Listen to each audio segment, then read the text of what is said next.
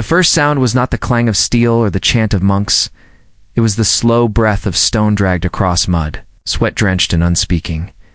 They raised walls not to glorify, but to survive.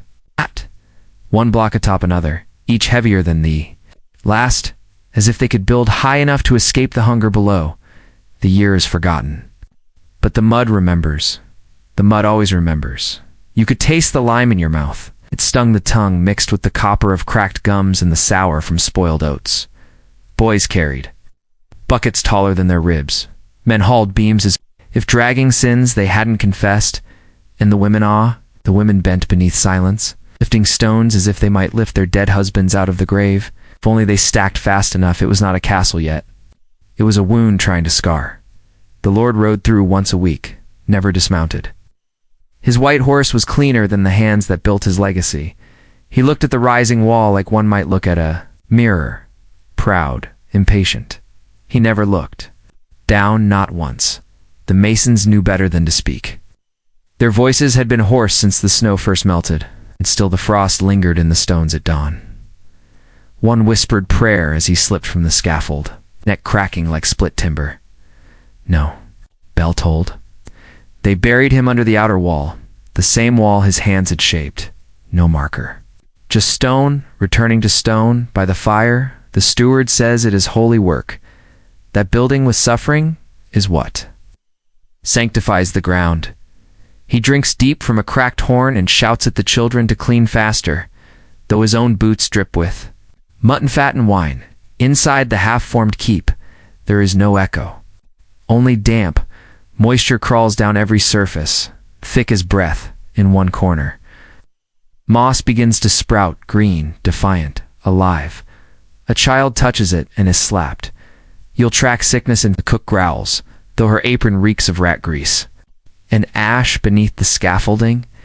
A mother wraps her bleeding fingers in her dead sister's veil. She presses her forehead to the cold wall and whispers, "Let it hold. Please let it hold."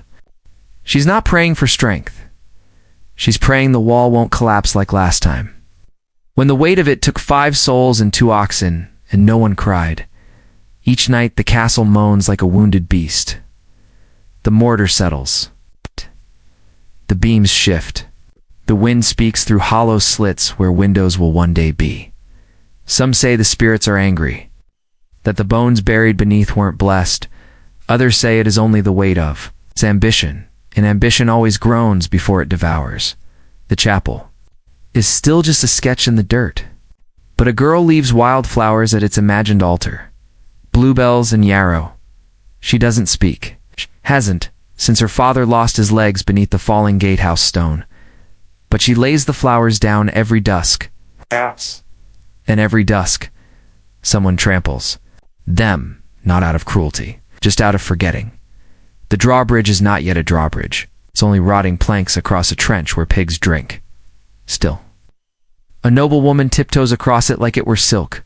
Her slippers are ruined by mud, but her pride holds. She stares at the rising towers and says, "It will be beautiful." No one corrects her, because to correct her is to disappear. The cook's boy cuts his foot on a nail. The infection is quick.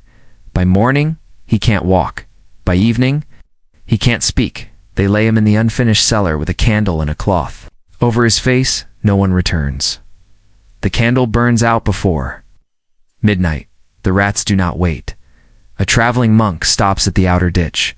He looks up at the half-born castle, then at the people ghost pale, ash-covered, eyes sunken but alert. He crosses himself once, then turns away. He's seen cathedrals built on graves before, and he's seen what follows. Rain comes, always comes, washes the blood, but not the memory, drenches the timber, seeps into the cracks, freezes at night. Men fall, scaffolds splinter, and still the Lord commands more height, more grandeur. His wife wants towers tall enough to touch God, but God, if he watches, does not descend. One night, the fire won't catch.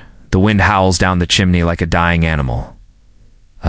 Mason kneels beside the hearth and whispers a name no one recognizes. The youngest girl cries, not from cold, but because the stones are weeping too. Water runs from the very seams. It's as if the castle itself is remembering what it cost to rise. Outside, the fog settles low over the fields. A single crow lands on the scaffolding, looks down, and caws once, sharp hollow. It echoes across the stones, and then silence tomorrow. The carts will return, loaded with more stone, more timber, more boys. With hollow bellies and men with rusting tools, the castle will grow again, and the blood in its bones will deepen layer by layer, like a secret too old to confess, because no one talks of what lives. Beneath the walls, they speak only of protection, of glory, of kingship. But the mud knows better. The mud remembers, and the next stone waits to be set, still wet with the breath of the dead. Somewhere beneath the floorboards, something moves, and in the echo of that movement, we arrive at the next story. Beneath the flags and flattery, there is a sound no one mentions. Not the music of feasts, not the moans of lovers or the clash of steel. It is the scratching, soft, relentless, just below the floorboards, as if something buried long ago remembers how to crawl. The great hall glows with torchlight, gold flickering on stone. Silks sweep the flagstones. Platters clink. The Lord laughs with a mouthful of quail, but down where the floor dips, near the hearth's forgotten edge, a crack widens, and from it something ancient breathes. They laid rushes over the stone, mixed with dried lavender, mint, rosemary, not for beauty, for masking. For beneath the perfume of herbs, the rot is rising. Asterisk, rot of the rats, rot of the bones. Bones of the workers buried hastily when the plague came early. The priest refused to bless another shallow pit. Steward says nothing. He walks the hall each morning, cane tapping in rhythm with his thoughts. He hears the scurrying, the whispers once. He paused over a loose board near the dais, but he kept walking, because to notice is to explain, and explanations invite fear. A boy cleaning the goblets bends too low. He hears humming, not quite song, not quite sob. He looks. Under the table, nothing. The humming stops. But that night, he dreams of a face pressed against wood, mouth open, but eyes stitched shut. The tapestries above the hearth flutter gently. Though no wind moves, they cover a bricked-over arch. Once a servant's corridor, now forgotten. Some say a girl was sealed there after striking a noble's child. Some say she still knocks. Once a year, when the frost is deepest, no one listens, except the old hound. He growls when passing the east wall, tail low, ears back. Last winter, he refused meat for 3 days after stepping on a soft spot near the dais. His paw bled for reasons no one saw. A visiting noble mentions the smell. It's like old teeth, she whispers to her maid, like something chewed too long on secrets. They burn more rosemary after that, but rosemary does not mask memory. It only perfumes the mouth of silence. In the rafters, Mason's mark remains half-carved, cut short when his hand slipped and he tumbled. His scream was brief. They left his body in the crawlspace for days, waiting for the bishop's cart, but the bishop never came. When they pulled him out, his mouth was open in surprise and packed with straw. At night, the floor creaks as if walked by barefoot. Ghosts. The servants say nothing. They move faster. They sing when they clean because music fills the gaps where fear might settle. But in the quiet hours, when the torches burn, low in the ash settles thick. In the hearth, the echoes rise again. Not loud, not angry, just insistent, like a name you've forgotten how to answer to. The castle keeps many rooms, some built for glory, some sealed for shame, and just beneath the feet of lords and ladies, memory claws gently at the boards, asking if anyone remembers how it ended, or why it had to begin. The rats know. They carry stories in their bellies. They eat what we bury, and still. The scratching, it always begins again, after the last goblet is cleaned.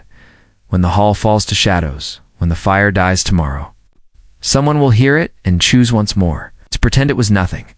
But the echo beneath the floor does not forget, and the silence that follows it, it's not empty. It waits for the next breath, the next scream, the next stone, the next chapter.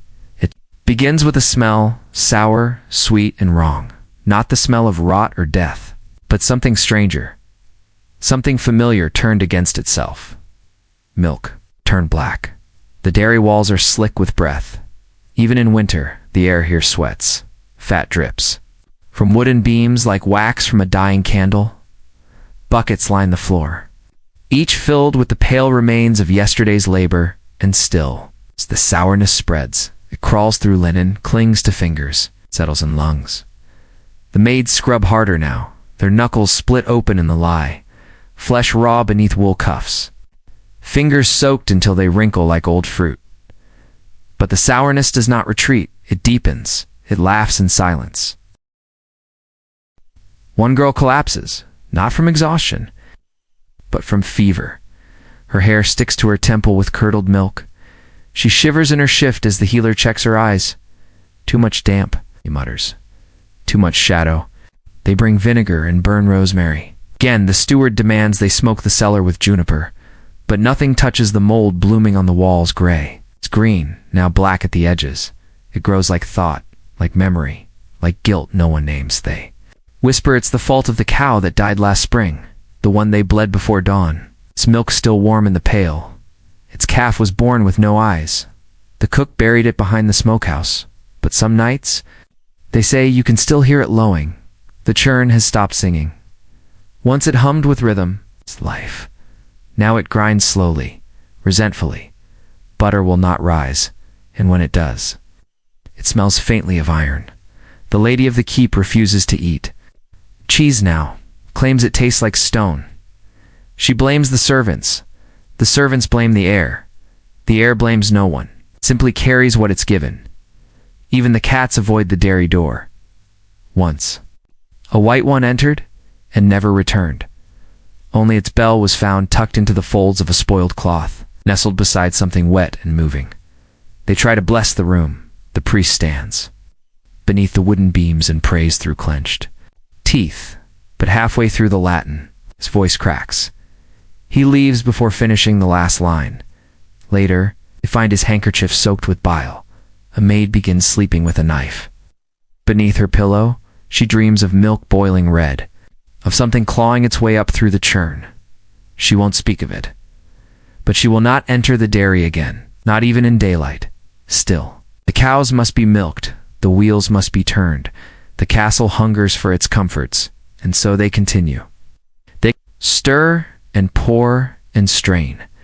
They swallow what they must. They do not speak of the gray film that settles on the cream, nor the way it moves, ever so slightly. When no one watches, the steward says the castle is settling.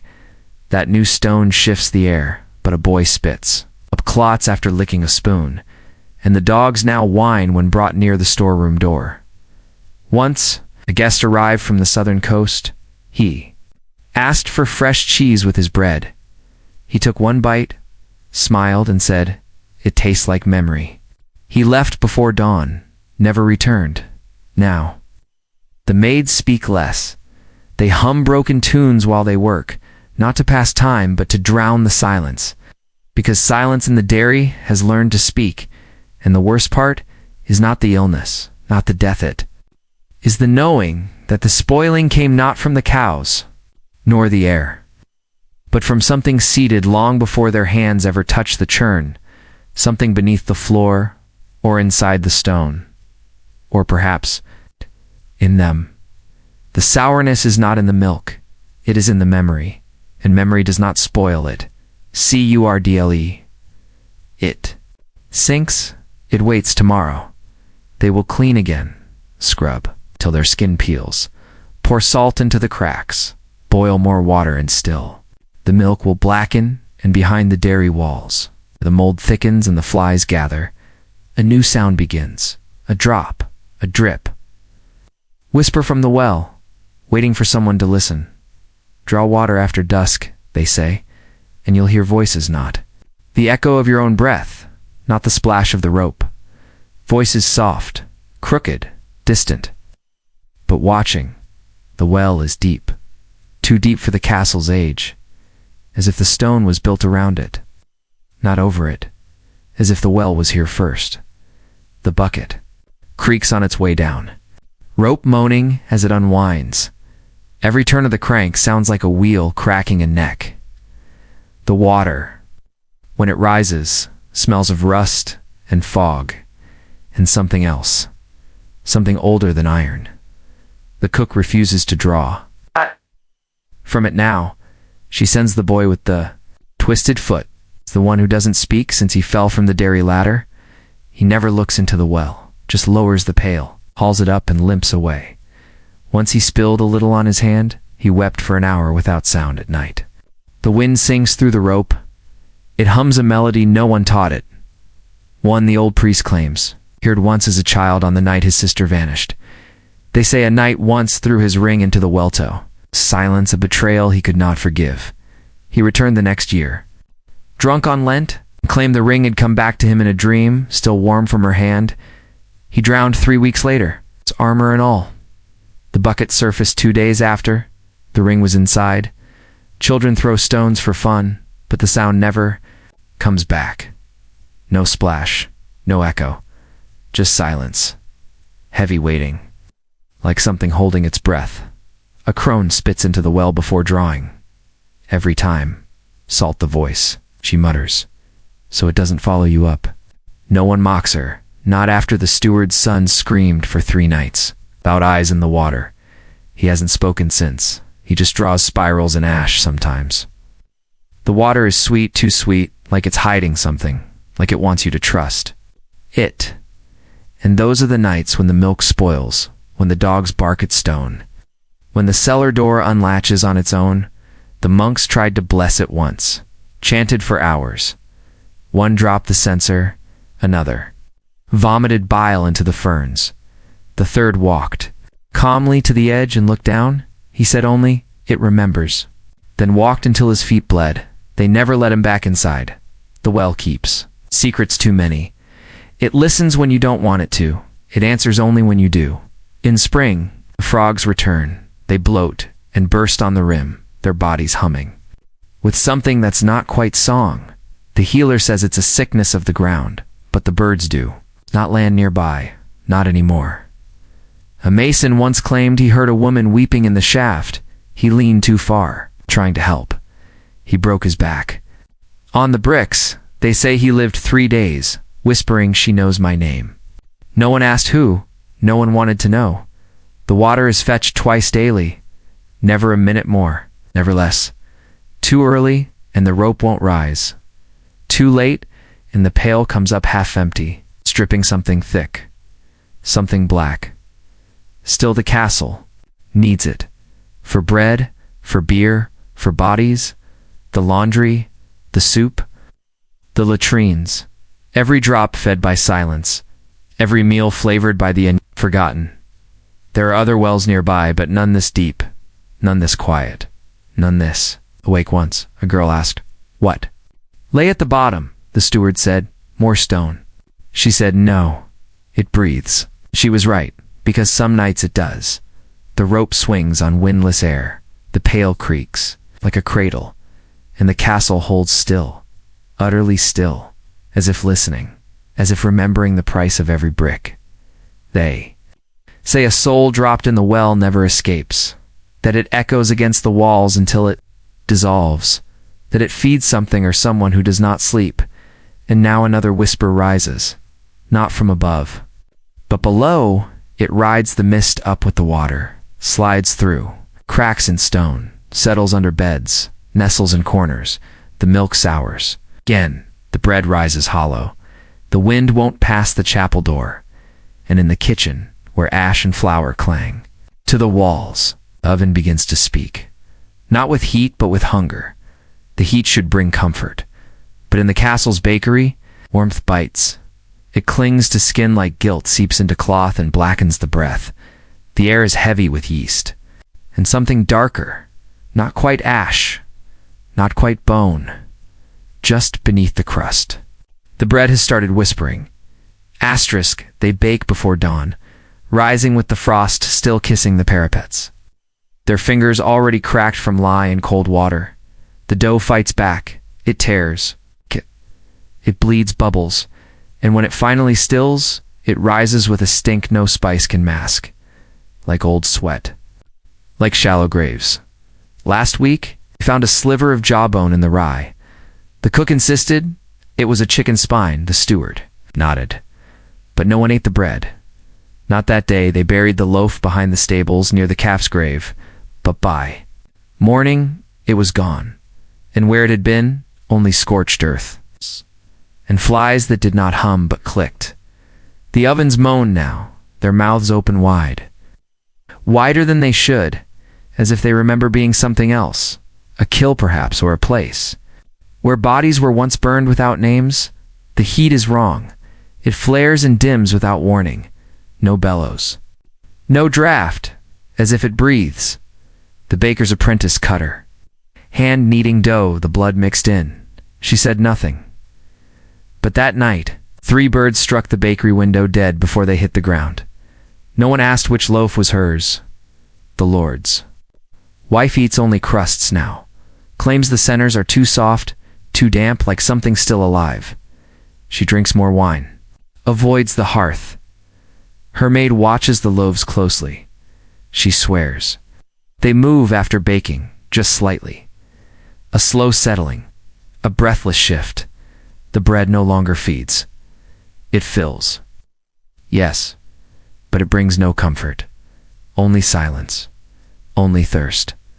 The kind of thirst that water does not quench. The children don't play near the bakery anymore. Once, they'd beg for burnt ends, for warm scraps from the tray. Now, they stare at the chimney with wide eyes. Last month, the boy dared another to touch the oven door at midnight. He did. His hand blistered instantly, though the fire was out, they say. He speaks in riddles now, backwards and soft. A priest visits. He blesses the flour, the salt, the hands. He breaks a loaf with trembling fingers, finds a tooth in the center, too large. To human, he says nothing. Leaves without finishing his prayer.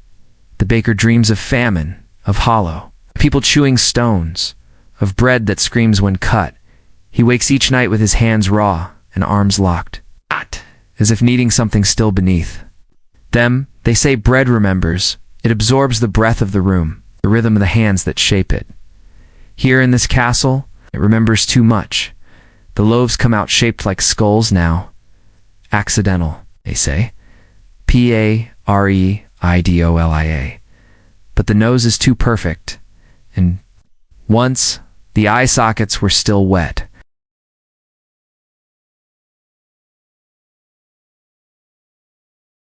The kitchen doors stay locked at night, but footsteps still echo on the stone.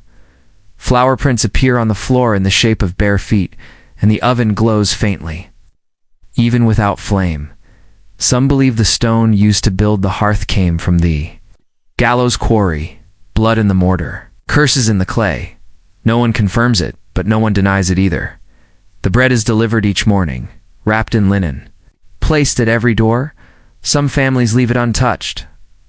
Others eat it anyway, because hunger is louder than fear. And when they eat, they do not speak. They chew slowly, as if bracing for a sound that might come from the crust. Still, the baking continues. The ovens groan, the dough rises. The castle demands its bread, as if it cannot function without this ritual of burning and binding, as if the fire itself is what holds the walls together. But in the lowest corner of the bakery, beneath the brick, where no heat touches, there is a crack, and from that crack seeps a new smell. Not yeast, not soot, not bone. Water the well is rising again, and this time it brings more than whispers. It brings names. The castle prepares for nightfall, and the chamber pots fill to the brim. They say the well predates the castle, dug by hands that never wrote language. Its water once ran clear, sweet enough to draw travelers from a day's march away. But that was before the stones began to whisper. Now, the well groans low, guttural, like something remembering pain. It doesn't bubble, it breathes. Slow, inhales that chill the bucket chain, long exhales that warp the wood around the lip. 3 years ago, a maid dropped a candle down the shaft. They watched the flame fall for 7 seconds, bore it vanished. It's not with a flicker, but a hiss, as if it had landed not in water, but in something living since then. Nothing comes back dry. Ropes are soaked even before touching water. Iron rusts overnight.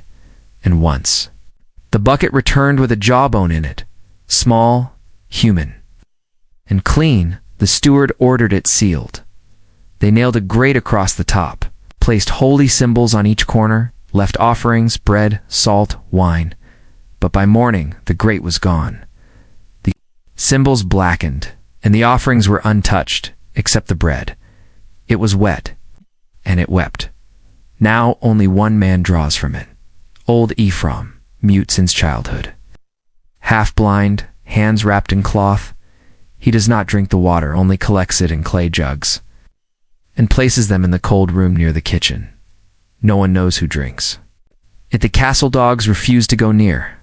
They growl in its direction, and whimper and piss themselves.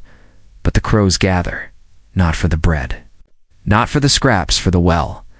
They perch along the rim, one after the other, until it looks like a crown of black feathers and glass eyes. One night, crow fell in. It did not cause no splash, just silence.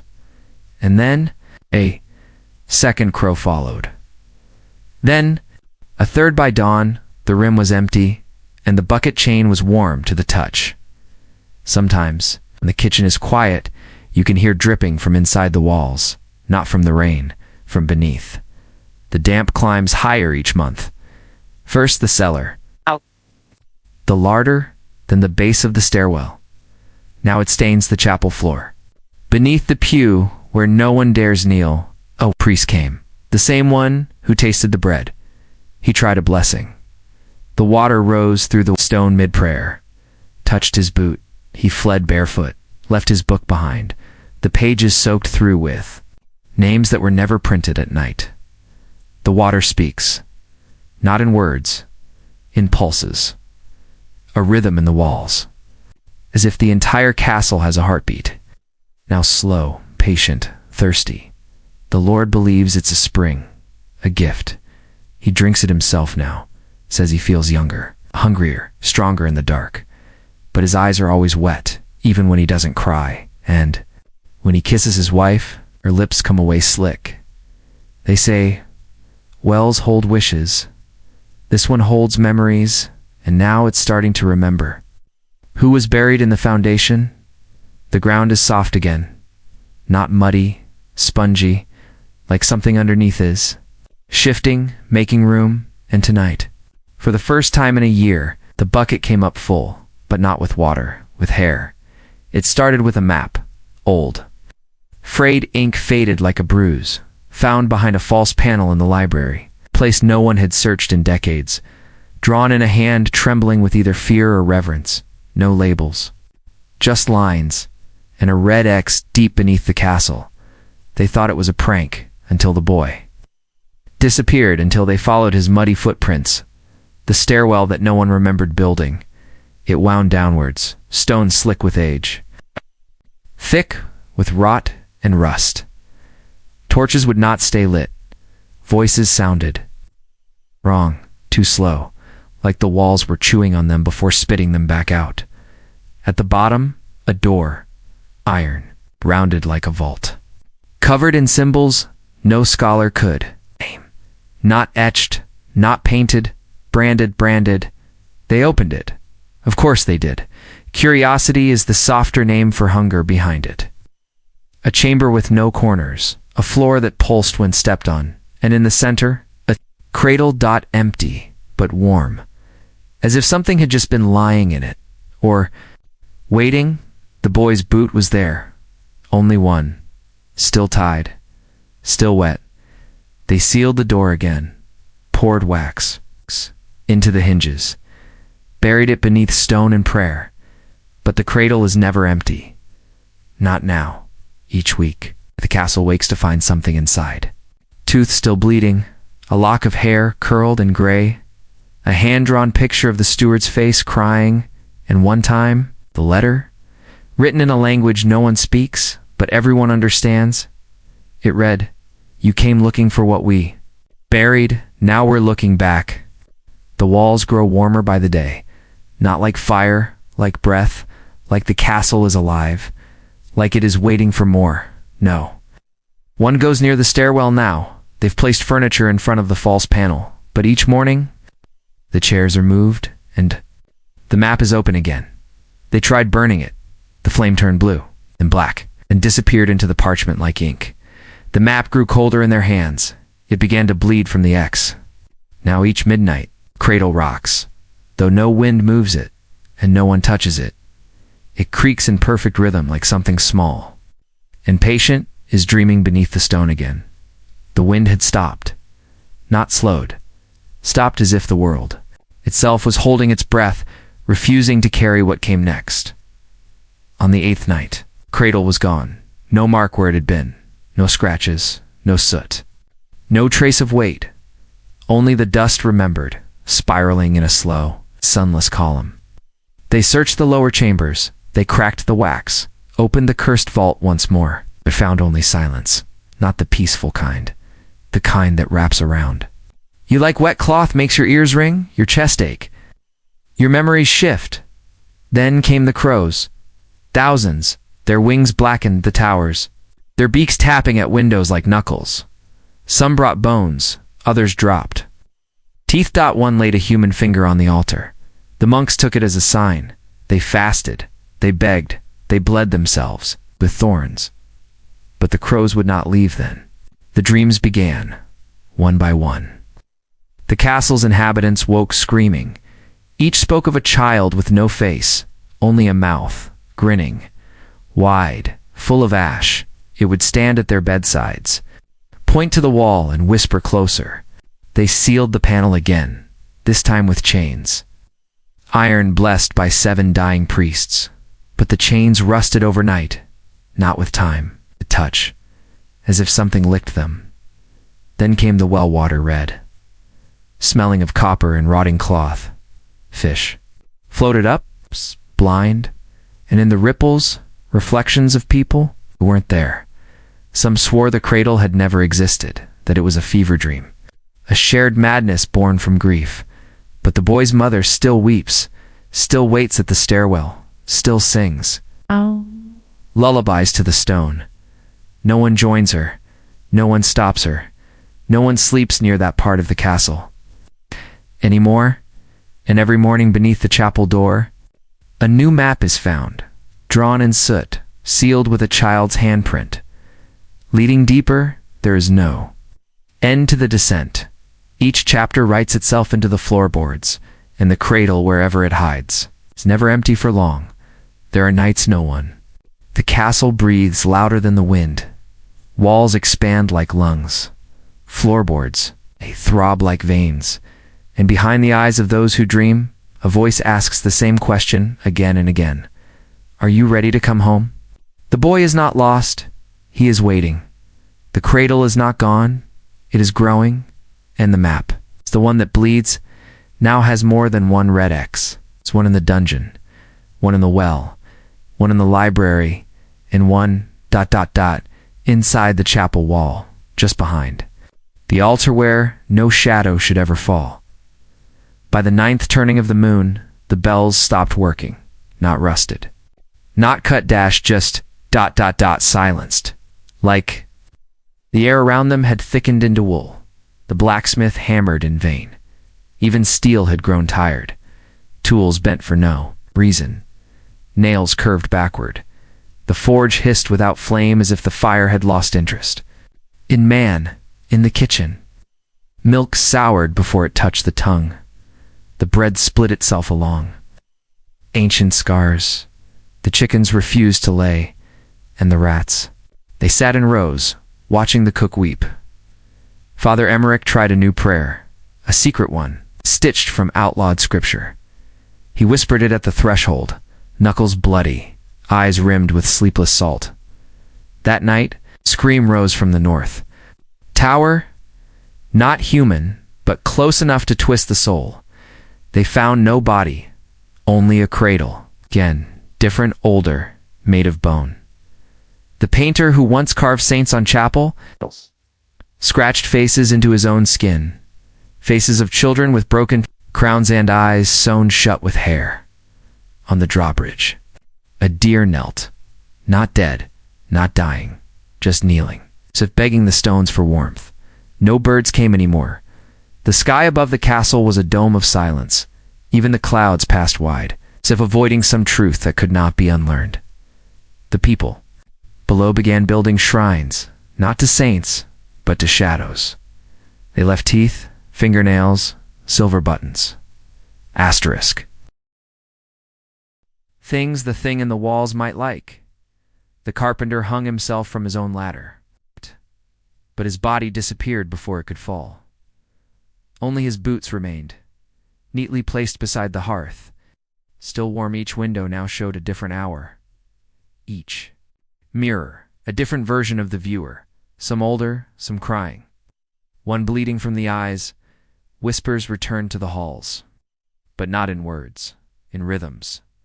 Like the ticking of a clock that had never been built, it always existed. They tried music, a lute strung with hair from the holy relic chest, but the first chord burst the minstrel's eye, and the second opened a crack in the chapel floor. There, beneath the stone, a second altar, older, colder, its carvings unreadable, but familiar like a lullaby, sung in reverse. The boy's name had vanished from every record. Even his mother could not remember his voice, but every door, every candle, every deadbolt now bore a single letter, M. And in the deep of night, the silence no longer felt empty. It felt expectant, as though the castle itself was waiting for something. Not salvation, not death, but return. They say the stone remembers, but stone, too, can hunger. And now, even the shadows began to breathe by winter's mouth. The snow arrived not as flakes, but as shards, each one sharp enough to cut the skin of a newborn lamb. It fell sideways, like it had changed its mind midair. Even the wind had grown cruel, whistling songs the villagers swore they'd heard in dreams they never wanted. Inside the castle, walls wept, not metaphor, but stone weeping, tiny streams carving paths down mortars, salted with age. The masons refused to touch them. Let the tears run, they said. Better walls cry than we do. The lady of the keep began wearing only black, though no one had died. She said mourning was not only for the dead, but for the forgotten. Her footsteps echoed twice now. Once for her, once for someone who hadn't arrived yet by the hearth. Children drew with soot, always the same thing. A tall man with no hands. Watching from the battlements, when asked who it was, they'd only shrug. We don't remember. But he does. That night, every locked door was found open. Not broken, just willingly ajar, as if the castle had finally decided to breathe in. The dogs howled, but did not bark. The horses refused water. The cats, once silent now, spoke in the voices of lost relatives. A grandmother's lullaby, an uncle's cough, a sister's scream from childbirth. Someone tried to leave, the scribe. He packed quietly, blessing each quill and scroll. But the bridge was no longer there in its place. Still lake, clear, bottomless, reflecting stars that hadn't been born yet. By morning, his ink had turned to blood, his notes to ash. His chair rocked softly, though no wind stirred it. Then came the knocking, not on doors, on the walls, from inside, steady, polite, like, someone asking for a room that had been promised long ago, and still. No one spoke the boy's name, not out of fear, but reverence, as though his silence held the castle together. They began to call him only what he had become, the unheard, and every night now. Before sleep, they turned their faces to the stone and whispered 3 words, "Not yet, please." The 11th night came with no moon, only a black sky, swollen with waiting, the kind of dark that doesn't fall, it rises from the soil, from the bones, from the stories buried too deep to rot. No one slept, not from fear. They had long made peace with fear, but from something quieter, a a knowing that something once held back was beginning to unlace its fingers. The candles burned low and long, but their flames bent sideways, as if bowing to something unseen. In the chapel, the priest had locked himself in, not to pray, to weep. His mouth moved, but no sound came out, only cold breath that carried the scent of the sea, though they were miles from shore. Below, in the dungeons, the rats had vanished. Not a single scratch or squeal remained, just silence thick enough to chew. Then the doors, the ones that hadn't creaked in centuries, opened themselves, all at once, not with violence, but ceremony. From the outer courtyard, footsteps echoed, not marching, wandering, like a boy returning home after forgetting his name, and they saw him not clearly, not as a child or a ghost, but as a shape too familiar to look at for long. He walked, slowly, dragging something behind him, a chain with no end, its links whispering secrets to the stone. At the gate he stopped and looked up, not at the guards, not at the towers, but at the flag, which had begun to bleed. Not drip, bleed. Long lines of dark red, drawn down like forgotten lineage inside. The nobles began to shake, not from cold, but memory. Each had seen that boy before in their dreams, in paintings where he had no place, in lullabies their mothers refused to finish. He raised his hand, and the storm stopped, mid-dash roar, mid-dash lightning, as if nature itself paused for permission. Then, voice not his, the castle's, spoken through cracked windows and crumbling stone, let him in. And the gates opened, not with hinges, but with breath. The boy stepped forward, and the earth beneath him did not tremble, it exhaled. The silence that followed was not empty, it was sacred, and as he crossed the threshold, the walls whispered one word, returned. But what he had come for, no one dared ask, because deep down they already knew. Tomorrow he would speak.